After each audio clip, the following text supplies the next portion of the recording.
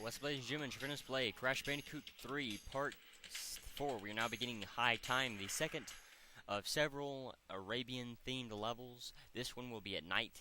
This time, it will be at night this time. So, you pesky little rats aren't going to back off, eh?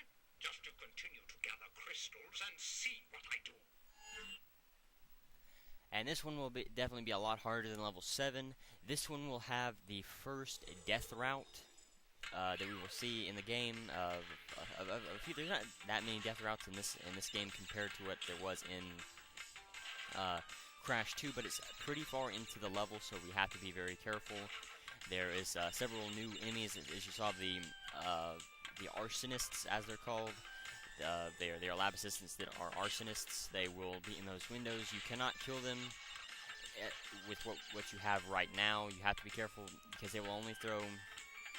They will throw little fire bombs onto these little fire pits.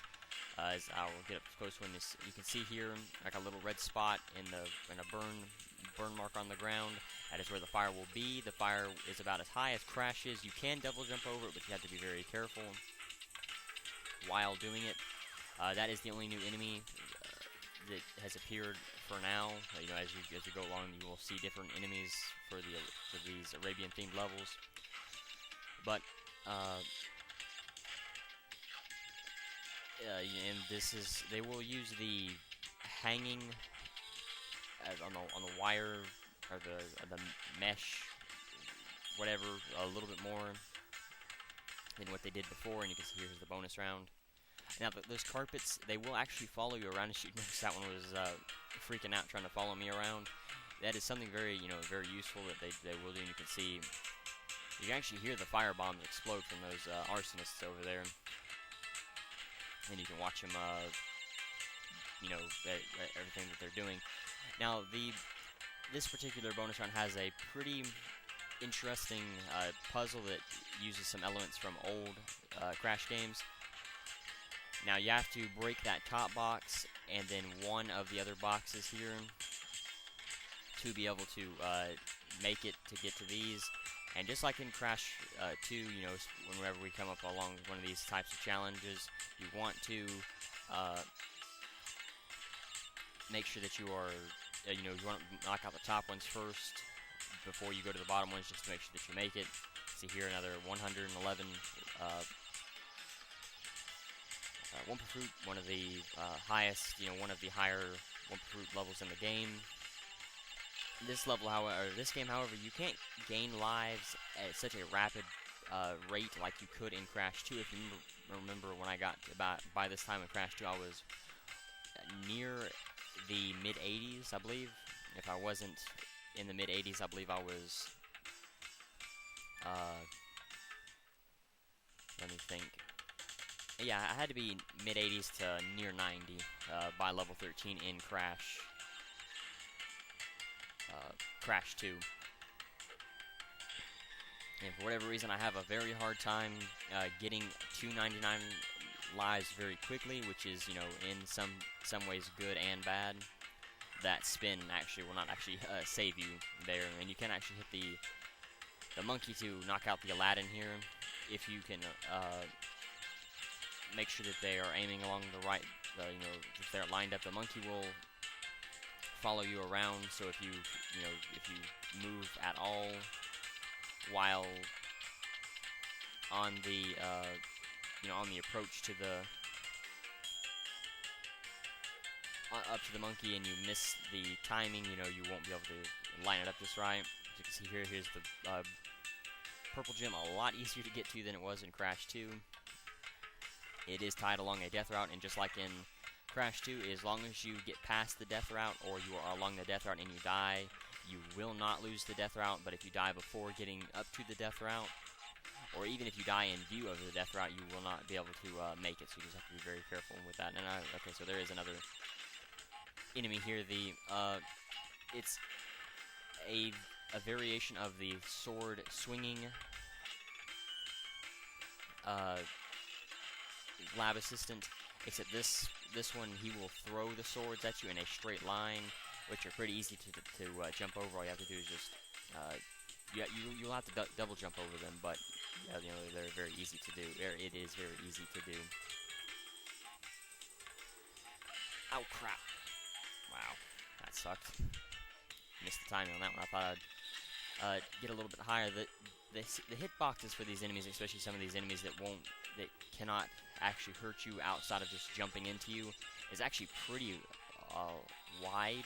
I mean, it's pretty, pretty amazing compared to Crash 2, where you could do pretty much anything around an enemy and you wouldn't get hit. But in this game, you have to be very careful how close you actually get to an enemy, because you can very easily get hit. Like with these scorpions, their hitboxes are pretty wide. They actually can hit you without even getting near you, and that's what makes them so difficult. You have to be very, very, very careful while dealing with the scorpions here. But I had forgot, in part 3 I had mentioned that I was going to do levels 13, 14, 15 in the boss for this warp room. I'm going to go ahead and do level 9, and we're going to finish level 9.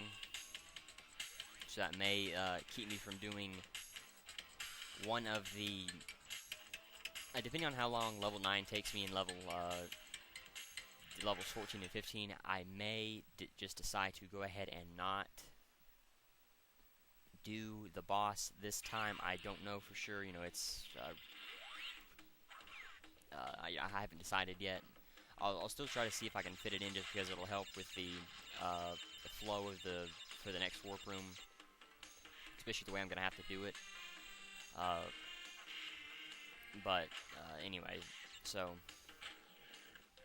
you can see here this is gonna be the exact same, except you have the double jump this time, and so some areas where you had that you may have needed to use the double jump with, you could definitely use it for, like through here.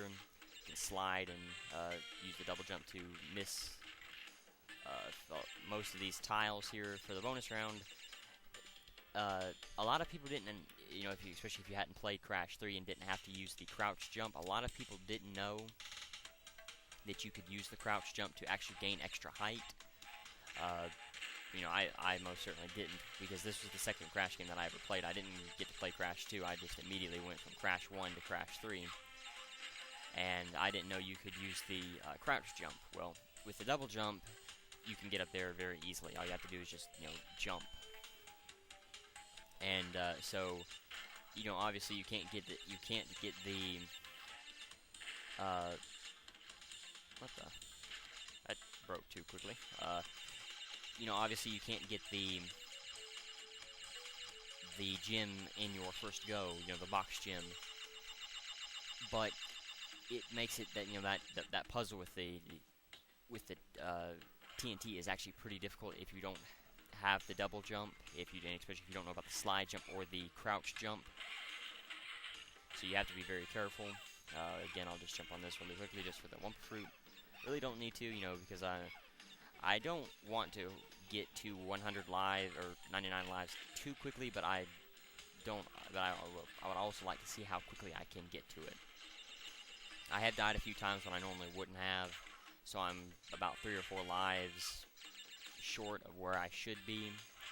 And really quickly, these lights, I didn't talk about it when I went through here the first time. As long as you are crouching, you will not get hit by the darts that come out of the wall. But if you are not crouching and then you get hit, you can slide, crouch, whatever. But if you're not sliding or crouching, you will take damage from the darts. I've heard them called both things. They're both knives and darts. Now here, the fork in the road. You want to go along the right path first. We will have to do a little bit of backtracking, but as long as you get to right here, and then you can backtrack from here. You have to be very careful with this, though, because you will not have the walkway opened up for you coming back. You want to be careful about the hole placements. And it's not as difficult as it seems, but it definitely isn't easy. Now here you want to be careful. You see, how do I get through here?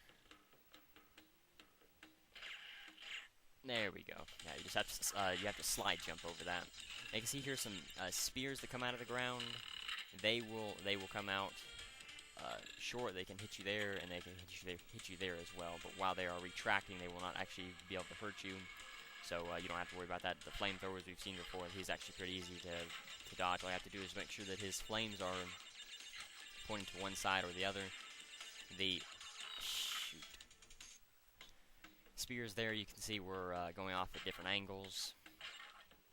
Yeah, that really stinks. It's actually, I've never actually went through there, or at least recently, without having 3 masks on my face. Without having 3 masks. So I'm not too used to the way that you're supposed to go through there. You know, usually I just will speed through there pretty easily, pretty quickly, pretty efficiently. And so I'm not too used to going through here very slow. That's why I kind of hesitated here, because I wasn't sure exactly what to do. You know, having a mask on your face, you don't have to worry about going through the spotlights slowly.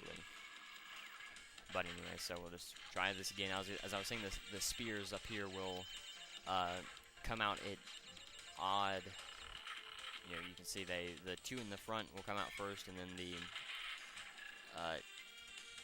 the middle one will come out, and then the one in the back will come out. But anyway, so now this will take you to the section with the snake right near the end of the level, but we're still missing quite a few boxes, so we will have to backtrack a little bit. Starting from here, you can see where we are in the level, but this will be pretty easy because you know, we'll have a lot of these things heading towards us. You know, you won't have to worry about the stone here. If you want to, however, you can use it to try to get. Oh crap! Wow, yeah, about screwed that one up. I think I'll come back for those boxes so that I'm just coming along the right way. Now here, before you hit that sea crate, you want to go ahead and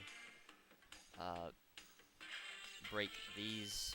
You know, get up to here. I believe that was the last box that I needed to hit, but I just want to make sure that there's nothing back here. Yeah, okay, so this is, as long as you broke the box up to that huge gap with the a pillar that goes in the ground, you shouldn't have any trouble while going through here, and you can just very easily break that. You may even want to break it, you know, try to break some of these well, no, I would definitely say hit the sea crate first before attempting to get these boxes.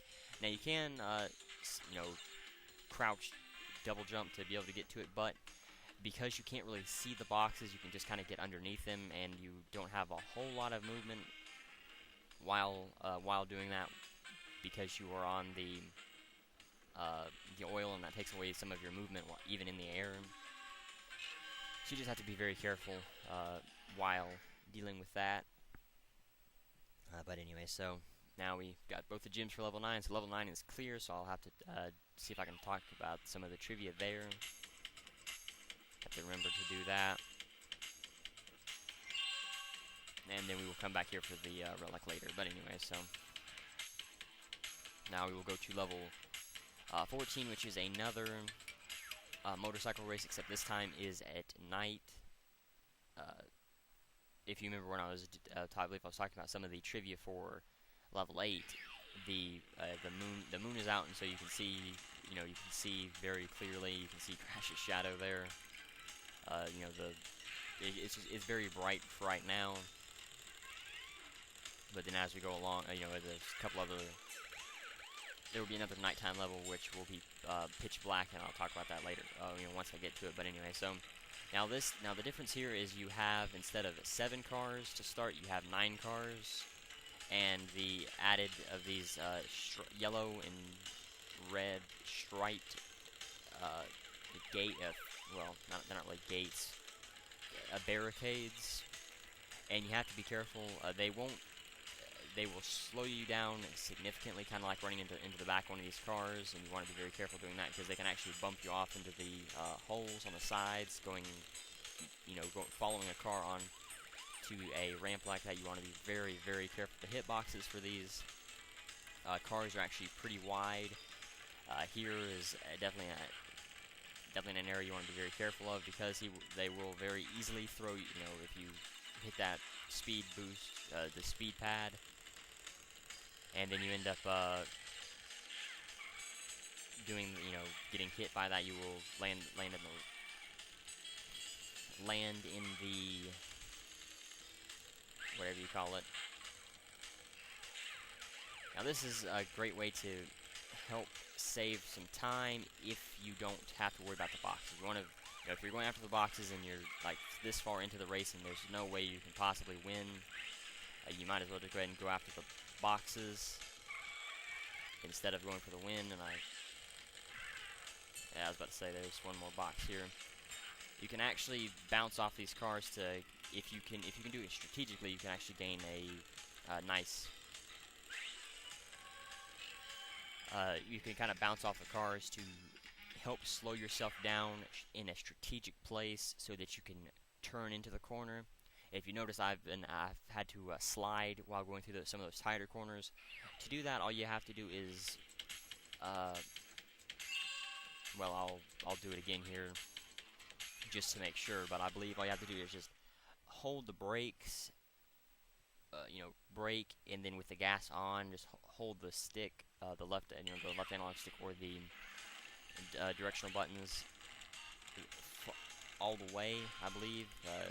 I'll have to do it again. You can see crash, lean pretty heavily while you were just riding anyway. But once I get to the other things, I'll show that off again. But anyway, obviously now that we don't have to worry about the boxes, you want to stay away from any ramps because the ramps will definitely slow you down a lot more than normal.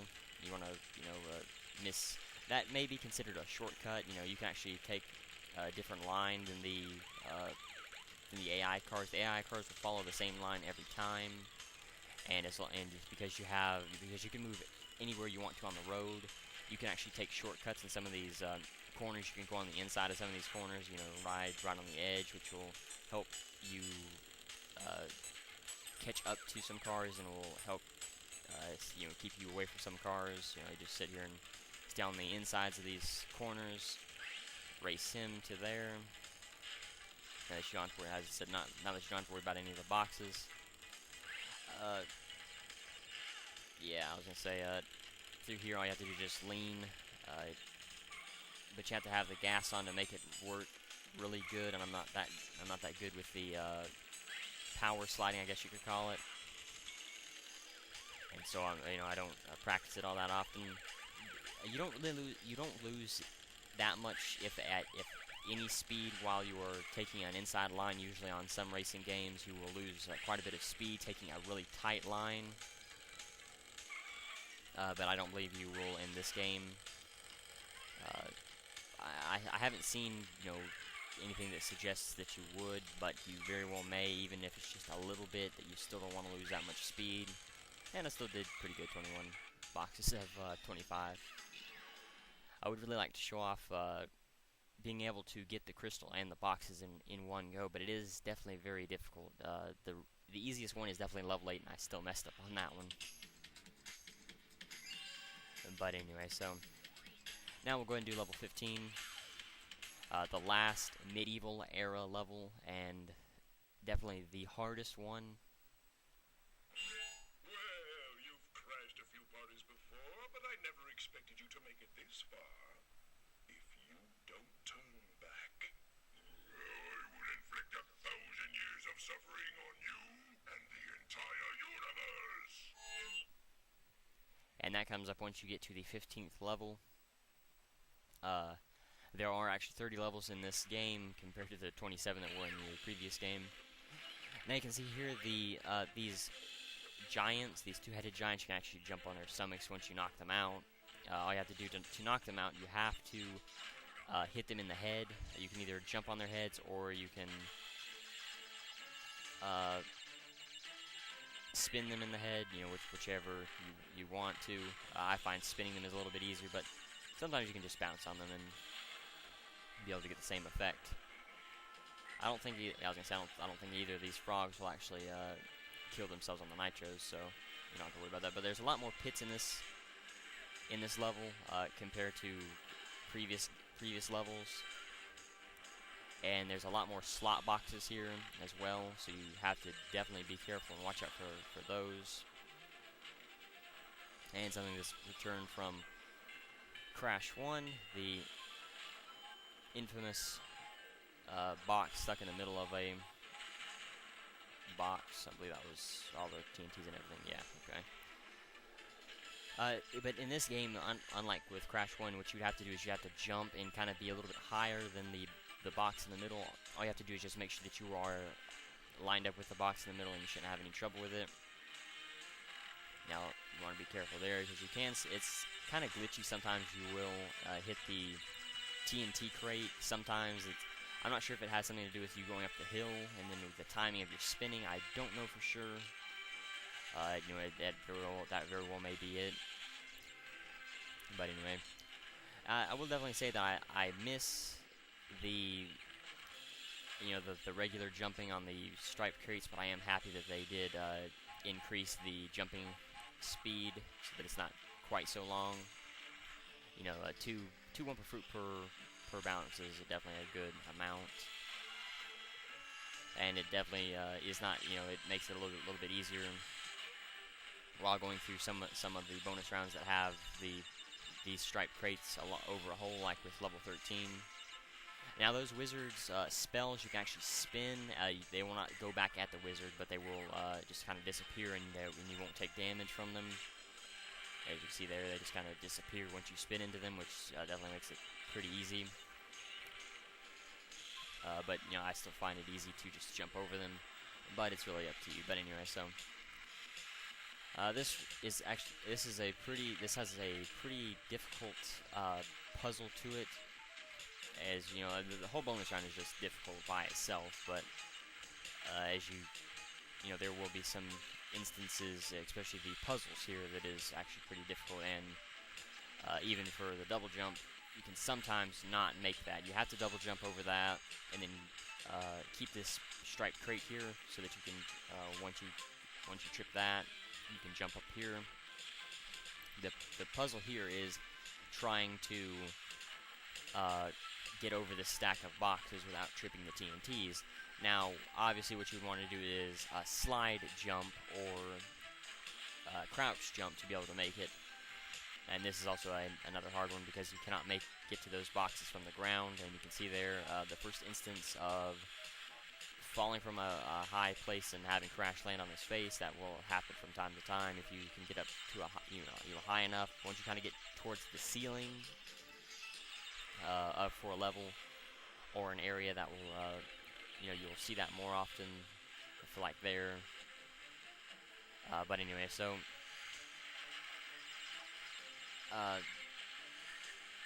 but yeah, the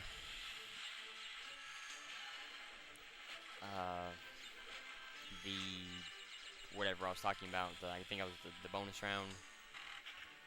Yeah, you know, like as I said, most people, or a lot of people that hadn't played Crash 2 went straight to Crash 3 from Crash 1, or never played Crash 1, and this is their first game that had it, and they had to deal with jumping, or crouch jumping. They normally wouldn't do it, just because it's, you know, it involves an extra button pressing that you normally wouldn't have to do. You know, you have to slide and then jump, and timing and everything. So a lot of people just found it a lot easier just to hit the X button to jump normally, and you can't do that. You have to slide jump for a lot of areas, especially if you played Crash 2. A lot of that game involved I guess most of the game involves you slide jumping, so you kind of got used to it, and you know, you can carry it over to this game. But going over that stack of TNTs, normally what people do is they would just jump and then double jump, and they'd sometimes miss the timing of it, and they wouldn't be able to get to it. What you have to do is just crouch jump to get over it very easily, or you could try to slide jump. You little vermin are way too stupid to understand what you're getting yourselves into. This time you've done it. Alright, so we'll fight N.Tropy. Now this is actually a pretty difficult boss fight, because there will be 3 waves to it.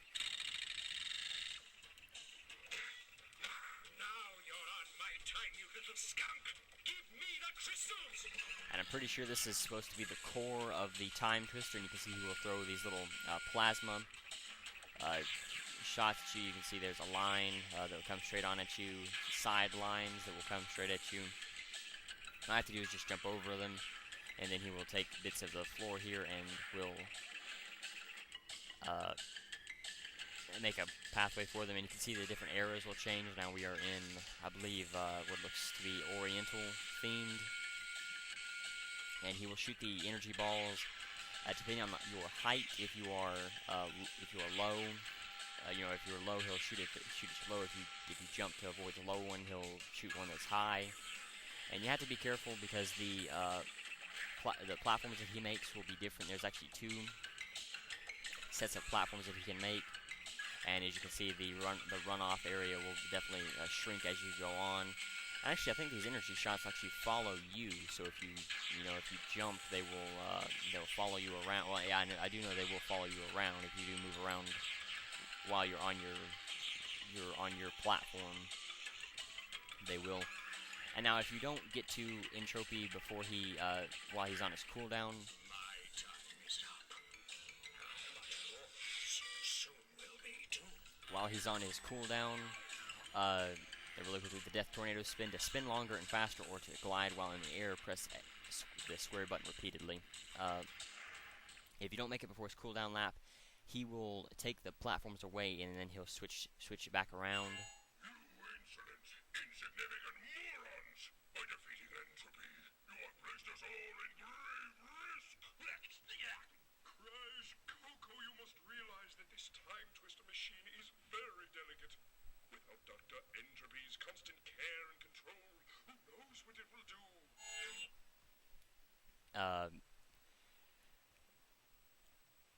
And you have to be very careful, and the cooldown time that it takes will decrease as you go along. As you continue to hurt him, the cooldown process will be less and less. But anyway, so I'm going to go ahead and start with Tomb Time. I'll talk about the hidden path. Alright, there's a secret path that is normally accessed with the purple gem. It allows the player to get all boxes in the level, and contains a secret clear gem. However, the path can be accessed without the purple gem by long jumping left from the middle of the stretch before the stairs to the end of the level, and then long jumping across the platforms. An extra life trick can be performed here by entering time trial and breaking crates at the start of the level. After this, the player should kill Crash and go back to the time trial and break the crates again. Since no lives are lost in the time trial mode, this can be done unlimited times. The stack of crates that are as you enter the Sphinx. That's what they're talking about there. So not a whole lot of trivia. I guess it does tell you, you can bypass you don't have to go after the double jump, which you normally would have to. But anyway, so we're going to start with High Time now. High Time is the 13th level in Crash Bandicoot 3. Like Hang 'em High, it takes place in Saudi Arabia, only this time it takes place at night, and there are enemies throwing firebombs onto the platforms. There is also a death route in this level that leads to the purple gem. 85 boxes, 19 in the bonus, crystal, 2 gems, 1 clear, 1 purple. Trivia: the title of this level probably refers to the fact that it is night, and this level involves a bit of climbing.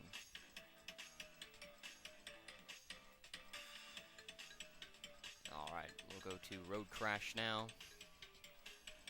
Road Crash is the 14th level in Crash Bandicoot 3. The player rides a motorcycle and must win the race to get crystal. There are some holes around sharp curves, so the player will have to brake quickly. 25 boxes, 1 crystal, 1 gem.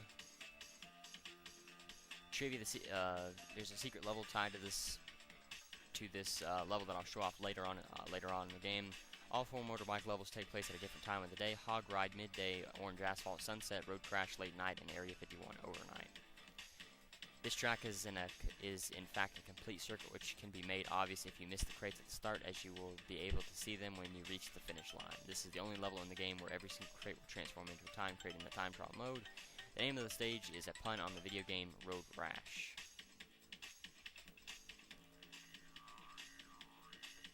Alright, so we'll do double header now.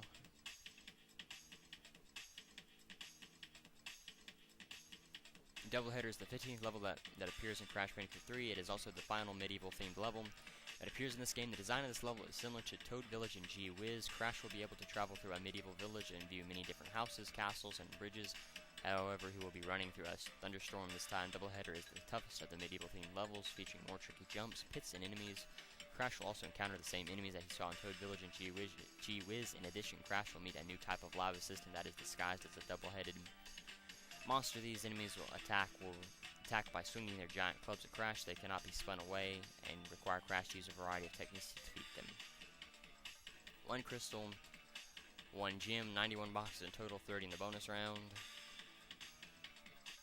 Name origin, and the name of the level is most likely a reference to the baseball team term doubleheader, which are 2 baseball games played back to back. The doubleheader may be a reference to the double-headed lab assistants, which are exclusive to this level. In the Japanese version of Crash 3, the double-headed lab assistants contain 1 head instead of 2, despite the level being labeled doubleheader. Crash breaks the 4th wall in this level when the doubleheader attacks him. He is sent flying into the camera and then slides down it. Which sadly I'm not going to show off because I don't want to lose my mask. I'd like to take it into the 4th warp room. So, anyways, I'm going to go ahead and talk about N.Tropy's battle. Alright, let's see. Alright, Dr. N.Tropy is introduced by Uku in Crash Bandicoot 3 as the creator of the Time Twister machine, a device that will aid Cortex in his quest to gather the crystals in their original places in time. He later acts as the 3rd boss of the game, battling Crash with his gigantic tuning fork. After defeating him, he flees to the space-time vortex, and Crash earns the Death Tornado. His battle style includes a wave of what appears to be electricity moving horizontally and vertically. Then he switches up to platforms which form a path to him. N.Tropy kneels down to rest, and he is now exposed. When he is hit, he uses his time warp teleportation ability, which allows him to warp to the other side of the room. But if Crash waits too long and is close to N.Tropy, he will smash Crash with his tuning fork, vaporizing Crash across time and space. Alright, so anyway, yeah, that's it. That's all the trivia and everything. So thanks for watching. The challenge of the video is how many times did N.Tropy attack me, or use his attacks, the orbs and the horizontal and vertical waves of electricity during the entire fight. Thank you for watching. Next time we will enter the 4th warp room. So until then, later everyone.